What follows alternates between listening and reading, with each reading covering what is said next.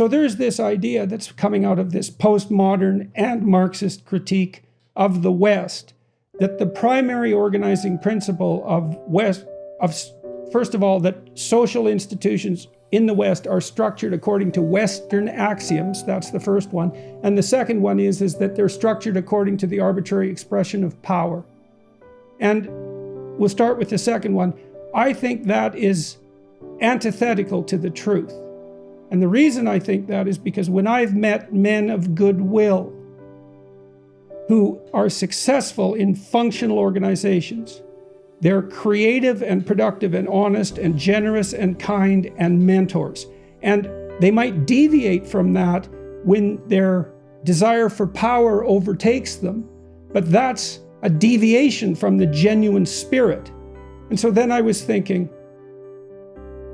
I had this vision at one point, and it was like an ancestral vision. It gave me some insight into ancestor worship. And I had this vision of all these men that had had an influence on me in my life. I could see them all, and it was like the positive elements of them were the same. And then that sort of extended back into history a bit. I was thinking about historical figures and this spirit shining through. And I thought, well, the spirit that shines through the ancestral figures, that's equivalent to the Old Testament God. That's the animating spirit of civilization. Now, I'm not making a metaphysical claim here. I'm not. I'm saying that, we already talked about the fact that when we're in a deep conversation, there's something the same about us that's operating. And I would say, like a biologist like E.O. Wilson would agree with that. We wouldn't be able to communicate with one another if we weren't talking about something that was fundamentally human, because we wouldn't understand our axiomatic presuppositions. So we have to be speaking from the particular to the universal in order for us to communicate. So the question is, what's the nature of the spirit that inhabits you when you're doing that? And then I think of it as this benevolent spirit that operates through history. It's responsible for the golden thread of philosophical conversation down the ages. And that would include the spirit that wrote and arranged the Bible, operating in different human beings. And that's a nod to the notion of its divine inspiration. And so I was thinking, these aren't attributes of God that the atheists consider, because they reduce it to a set of relatively absurd axiomatic presuppositions. But there are experiential elements to this. And so I think we exist within a hierarchy of values, and that selects our attention, because you pay attention to what you value. And there's a unifying tendency in that hierarchy of values, because it has to be unified, because otherwise you exist in contradiction with yourself and everyone else. So there's a tendency towards unity. So that's part of this paternal spirit. I think Mircea Eliade made much of the war of gods in mythologies. It's a very, very common theme. And what happens is the gods war, and one god comes out as superior. He's the dominant god.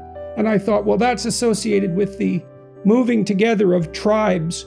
Each tribe has its own narrative, and it's represented by a set of deities. And when the tribes unite in conflict and cooperation, their religious stories fight in abstract space.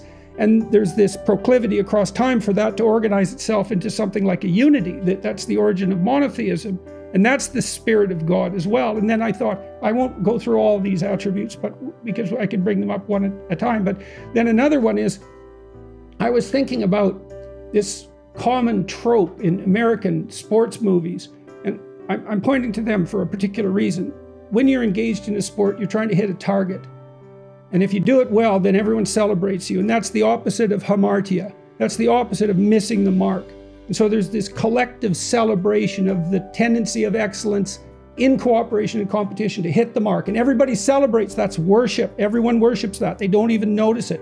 That's the same spirit. And then there's this movie theme, and the Americans are very good at mythologizing this sort of thing. So you imagine that the victorious quarterback is carried out of the stadium on the shoulders of his teammates, supported by his school and the town in triumph, and the cheerleaders are waiting for him. And you think, well, why would men elect one of their members to be the most attractive? And the answer to that is because that's how you see the path. It's something like that. And that's a manifestation of the same spirit. That's not power. And so this thing that and then I'll close with this. One of the things that really hit me when I was doing my Genesis lectures was the realization that the word Israel meant those who struggle with God. And I think that's a way better definition of belief, true belief, than reliance on an axiomatic set of explicit presuppositions. It's like, this is something you contend with, right? It's like, what's the ideal? Is there an ideal? If there is an ideal, of what nature is it? Is it a personality? How does it manifest itself across time? We don't know the answers to this, but we can definitely wrestle with that. And that's the right pathway, I think, is the wrestling, rather than the dogmatic insistence that a particular, that's a lot.